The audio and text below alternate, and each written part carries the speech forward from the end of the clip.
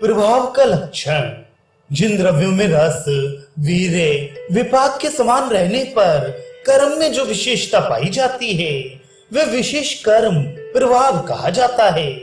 विमर्श तात्पर्य यह है कि जिन जिन द्रव्यों में रस, वीर्य और विपाक एक समान हो और कर्म में विभिन्नता हो तो वह प्रभाव से प्रभावित कर्म कहा जाता है। प्रभाव विचार शक्ति के परे होता है। कटु रस वाला चित्रक विपाक में कटु और वीर्य में उष्ण होता है।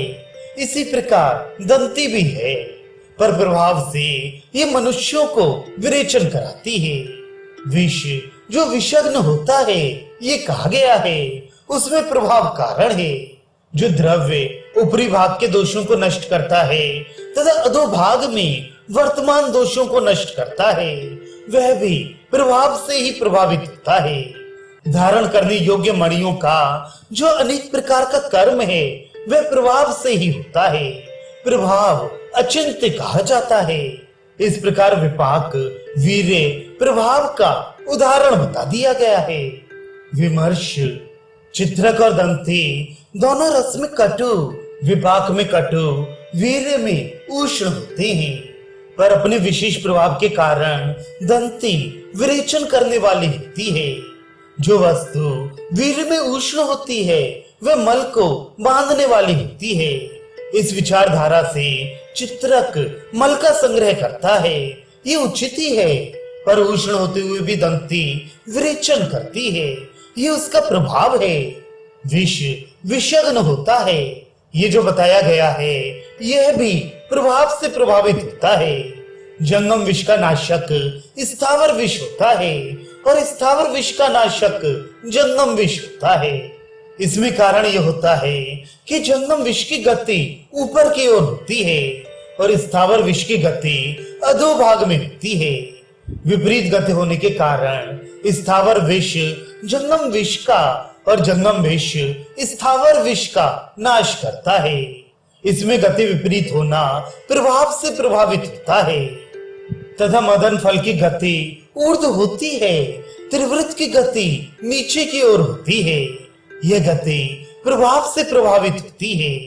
धारण करने योग्य अनेक प्रकार की मणियों का कर्म प्रभाव से प्रभावित होता है। ग्रह पीड़ा शांति के लिए मणियों को धारण किया जाता है। जैसे चंद्रमा की दशा दुष्ट होने पर मोती का धारण किया जाता है, या चंद्रकांत मणि के संयोग से अग्नि की दाहकता शक्ति का नष्ट होना, ये सभी प्रभाव से प्रभावित माने जाते हैं। इन द्रव्यों का प्रभाव अचिंत्य होता है, अर्थात विचार से परे होता है। इस प्रकार प्रभाव के द्वारा द्रव्य कार्य कर होते हैं। द्रव्य जिस विशेष शक्ति के द्वारा कर्म करता है उसे वीर्य कहा जाता है। तब तो प्रभाव भी इस लक्षण के आधार पर वीर्य ही है, परंतु आचार्यों ने वीर्य का दो भेद माना है, चिंत्य वीर्य और अचिंत्य वीर्य। जिसके गुणधर्म का विवेचन बुद्धि गम्य है उसे चिंत्य वीर्य या केवल वीर्य कहा जाता है। जिसके गुणधर्म का विवेचन बुद्धि गम्य ना हो उसे अचिंत्य वीर्य या केवल प्रभाव कहा जाता है। द्रव्यगत पदार्थों की कार्य प्रणाली। सामान्य वर्णन। कुछ द्रव्य अपना कार्य रस के द्वारा, कुछ द्रव्य अपना कार्य वीर्य के द्वारा, कुछ द्रव्य गुण के द्वारा, कुछ द्रव्य विपाक के द्वारा और कुछ द्रव्य प्रभाव के द्वारा अपना कार्य करते हैं।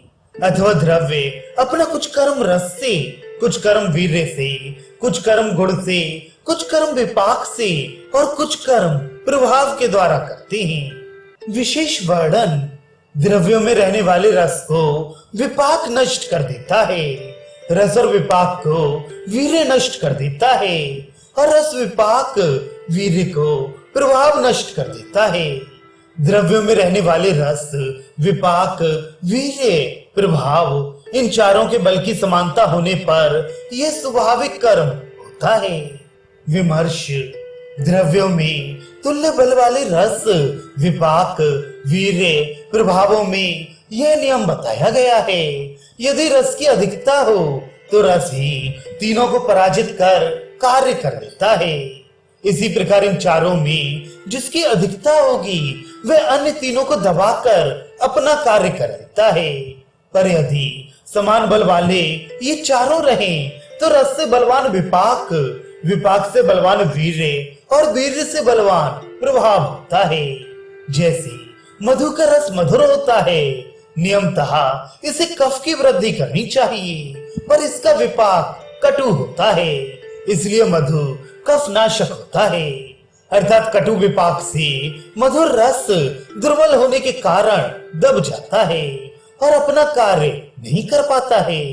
अनूप और जलीय मांस रस में मधुर और विपाक में भी मधुर होते हैं। इनका वीर्य उष्ण होता है। नियमतः मधुर रस और विपाक को पित्त की शांति करनी चाहिए, पर उष्ण वीर्य होने के कारण ये पित्त को प्रकोपित करते हैं। अर्थात उष्ण वीर्य मधुर रस विपाक को दबाकर अपना कार्य कर लेता है। दंती कटु रस, कटु विपाक और उष्ण वीर्य होते हुए प्रभाव से विरेचन करने वाली होती है। अर्थात प्रभाव रस, विपाक, वीर्य को दबाकर अपना कार्य करते हैं।